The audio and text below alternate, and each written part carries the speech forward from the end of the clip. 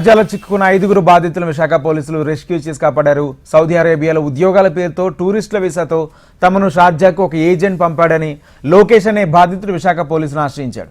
దీంతో బాధితులను షార్జా నుంచి విశాఖకు ఏపీ పోలీసులు తీసుకొచ్చారు.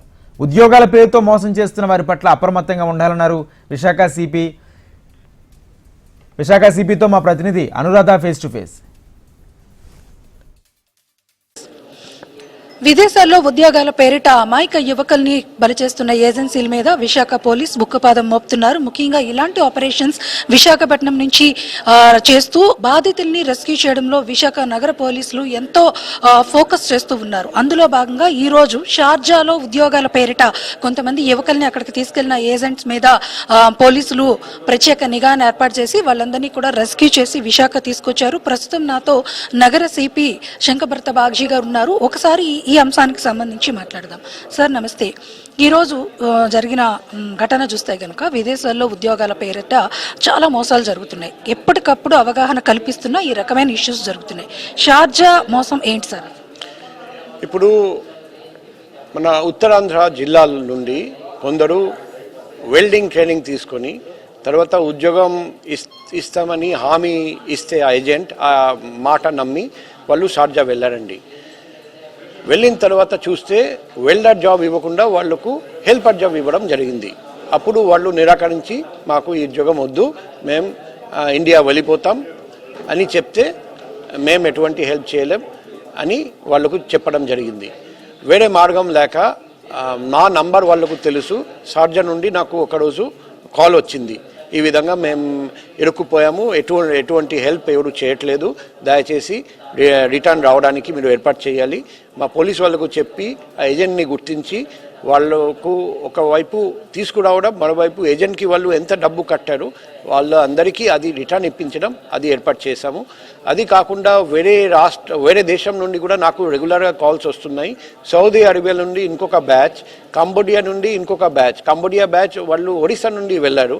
వాళ్ళు కూడా వేరే మార్గం లేక నాకు కాల్ చేస్తే వాళ్ళని కూడా తీసుకురావడానికి ఏర్పాటు చేస్తున్నాం.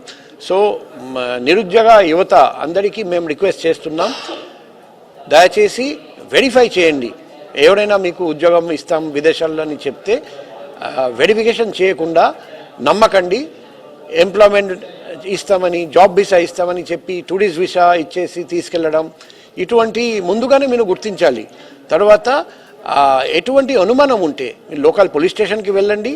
మీరు వైజాగ్లో ఉంటే నాకు కాల్ చేయండి, మేమే వెరిఫై చేసి అది ఫేకా జెన్యునా కనుక్కొని మీకు గైడ్ చేస్తాం. అంటే జనరల్గా పాస్పోర్ట్ ఇష్యూస్లో చాలా నిబంధనలు ఉంటాయి. ఎందుకనంటే చాలా రకాలైన నిబంధనలు దాంట్లో ఆల్రెడీ పొందుపరిచి ఉంటాయి. పాస్పోర్ట్ అప్లై చేయాలన్నా, పాస్పోర్ట్ రావాలన్నా, అలాగే పోలీస్ ఎంక్వైరీ జరగాలన్నా, మరి ఇక్కడే స్కూట్నీ జరగాల్సిన విషయం జరగకుండా వాళ్ళు అక్కడి దాకా వెళ్ళిన తర్వాత రెస్క్యూ చేయాల్సిన అవసరం ఎందుకు వస్తుంది? ఇప్పుడు వాళ్ళ అందరి దగ్గర జెన్యున్ పాస్పోర్ట్ ఉన్నాయి, వాళ్ళ అందరి దగ్గర జెన్యున్ వీసాస్ ఉన్నాయి. వాళ్లకు ముందుగానే ట్రైనింగ్ ఇవ్వడం జరుగుతుంది. ఇమిగ్రేషన్ అథారిటీ దగ్గర మేము ఉద్యోగం కోసం వెళ్తున్నామని చెప్పకండి. కొందరికి అపాయింట్మెంట్ లెటర్ కూడా ఇవ్వడం జరుగుతుంది. వాళ్ళు ఆ ఇమిగ్రేషన్ అథారిటీస్ అడిగితే ఆ అపాయింట్మెంట్ లెటర్ కూడా చూపిస్తున్నారు. కానీ అక్కడికి తీసుకెళ్ళిన తర్వాత ఆ అపాయింట్మెంట్ అడిగితే వాళ్ళకు అపాయింట్మెంట్ ఇవ్వట్లేదు, ఆ ఉద్యోగం ఇవ్వడం లేదు.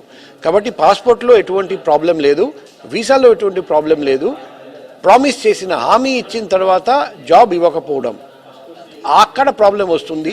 అప్పుడు వాళ్ళు హెల్ప్ అడిగితే ఏ ఏజెంట్, ఏ ఇన్స్టిట్యూట్ వాళ్ళను పంపించారు, వాళ్ళు చేతులు ఎత్తేసి మేము హెల్ప్ చేయమని చెప్తున్నారు. సార్, విశాఖ పోలీస్ చాలా ఎక్కువ ఫోకస్ చేసి అంటే కంబోడియా ఆపరేషన్స్ లాంటివి చేశారు, చాలా మందిని రెస్క్యూ చేశారు. అయితే ఇందులో మరొక ట్విస్ట్ ఏంటంటే వీళ్ళందరినీ కూడా అక్కడికి తీసుకెళ్లిన తర్వాత కొంతమందిని సైబర్ క్రైమ్స్ లో వాళ్ళు వాడుకునే విధానం కూడా బయటపడింది లాస్ట్ టైం. అంటే ఇప్పుడు ఇట్లాంటి విక్టిమ్స్ ని ఎక్యూజ్ గా చూడాలా, విక్టిమ్ గా చూడాలంటే మీరు వాళ్ళని ఎలా ట్రైన్అప్ చేస్తారు, వాళ్ళకి ఎలాంటి అవగాహన కల్పిస్తారు? ఇప్పుడు ఏదైనా క్రైమ్ చేయాలంటే మ్యాలఫైడ్ ఇంటెన్షన్ ఉండాలి. ఇప్పుడు ఫస్ట్ ఆఫ్ ఆల్ ఈ 5 వచ్చారండి, వాళ్ళు వెల్డర్ జాబ్ కోసం వెళ్ళారు. అక్కడ సైబర్ క్రైమ్ ట్రైనింగ్ ఎటువంటి సంబంధం లేదు.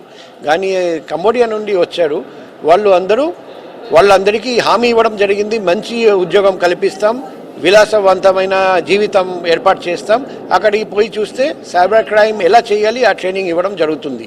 నోటిఫికేషన్స్ మీరు గమనిస్తే కనుక ఖచ్చితంగా విశాఖ పోలీసులను సంప్రదిస్తే అవి జెన్యునా కాదా అనేది కూడా మేము చెప్పే ప్రయత్నం కూడా చేస్తున్నామని చెప్పేసి అంటున్నారు. ఏది ఏమైనా ఇలాంటి తరహా నేరాలు ఇక జరగకుండా మాత్రం ఖచ్చితంగా ఒక పటిష్టమైన ప్రణాళిక ద్వారా ముందుకు వెళ్ళబోతున్నామని అంటున్నారు.